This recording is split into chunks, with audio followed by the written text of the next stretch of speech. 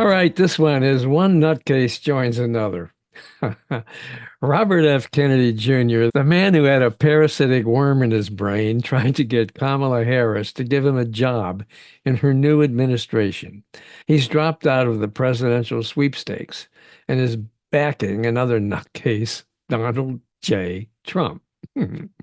They deserve each other and make a great match, considering that Trump, while his brain apparently is worm free, is about as wacko as you can get, considering that during the COVID pandemic, he tossed out the idea of injecting people with bleach to prevent the onset of the virus that's claimed more than 1.2 million people, mostly on his watch. And remember what he said in 2020? I don't take responsibility at all. Okay, so now worm brain RFK Jr. has hooked up with Trump in his effort to derail the Harris Walls march to the White House. It's a great fit, too, because Kennedy once sent a friend a picture of himself with what he claimed to be a barbecued dog cooked on a spit. So he should get along great with Trump's vice presidential running mate, J.D. Vance, who apparently has something against cats. Oh man. No, you can't make this stuff up. A lot of people are pissed off at Vance for saying the US is being run by Democrats, corporate oligarchs, and a bunch of childless cat ladies who are miserable at their own lives and the choices they've made. And so they want to make the rest of the country miserable too. Man, it's getting weirder by the minute. You know, how does that dovetail with all the joy that Kamala Harris, Tim Walz's team is bringing to the presidential campaign and really to the nation? It's especially weird, too, because it's the Republicans, not the Democrats, who are being run by corporate oligarchs who Trump is trying to hit up for campaign cash. Remember when he met with those guys from the oil industry and told them that they should contribute $1 billion to his campaign and he'd get rid of all the environmental regulations that are costing them money? Remember that? Mm. Uh-oh. Meanwhile, the Democrats are laser focused on helping the middle class, not the rich.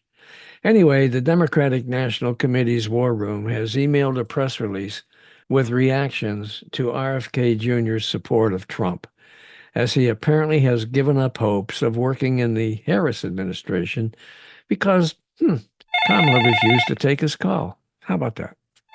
So he's now switching to Trump, where he must think he could find a job. Well, all I got to say is I hope it's not as a dog catcher. Dogs beware.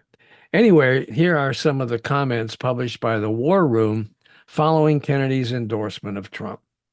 This is from The Hill.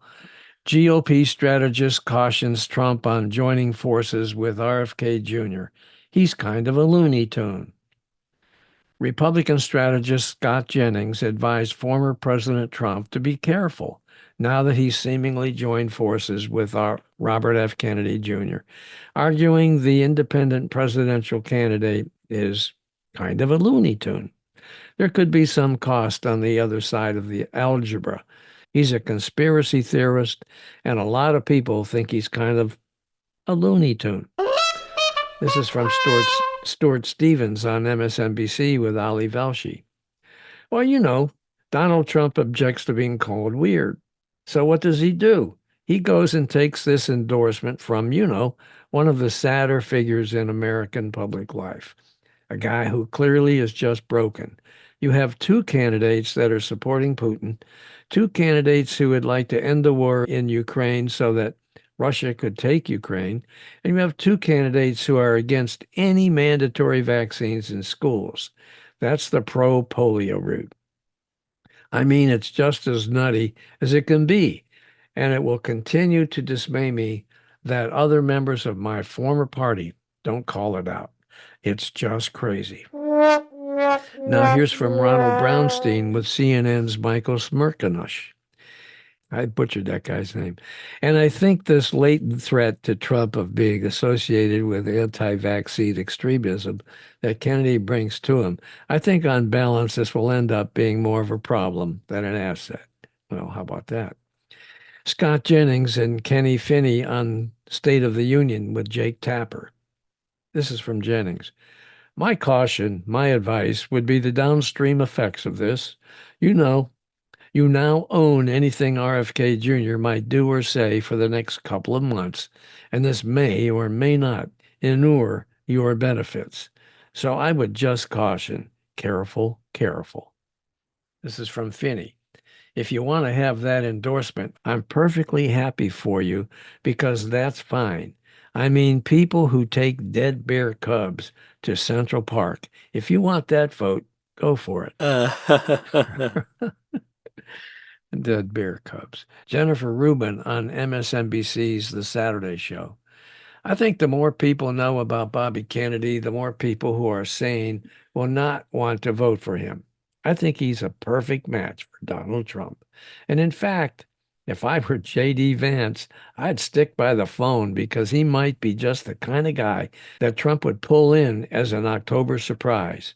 He is freakish in every sense of the word, whether it's picking up bear roadkill or eating a barbecued dog. But much more seriously, this is serious. He's a nut. He's a conspiracy nut. He's a racist. And so indeed, Wormbrain RFK Jr. is a perfect match for Trump as one nutcase joins another. Wall's got it right. Those guys are really weird. This is Bob Caddy. Hey guys, thanks for watching. I hope you enjoyed this Lean to the Left video and that you found it interesting and informative. Please visit on a regular basis and check out our interviews with guests on topics that focus on progressive politics and the important social issues of our time. Now, our interview shows stream on Mondays with special episodes on Thursdays. And you can check out upcoming shows, guests, and topics at podcast.leantotheleft.net. Subscribe to our audio version there and to our video shows here at YouTube. And follow us on social media. Facebook at Bob Gaddy and the Lean to the Left podcast. Now that's two. Bob Gaddy is one Facebook page, and the Lean to the Left podcast is a second Facebook page. Twitter at Lean to the Left 1, Instagram at Lean to the Left 1, TikTok at Lean to the Left, LinkedIn at Bob Gaddy, and YouTube at Lean to the Left. Now, I hope you'll support Lean to the Left as well so we can keep things going. Just click on the Donate tab at the top of the leantotheleft.net homepage and contribute by buying me a cup of coffee. That'll really help and would be much, much, much appreciated. Now, this is Bob Gaddy signing off for Lean to the Left. Thanks for sharing your time with us.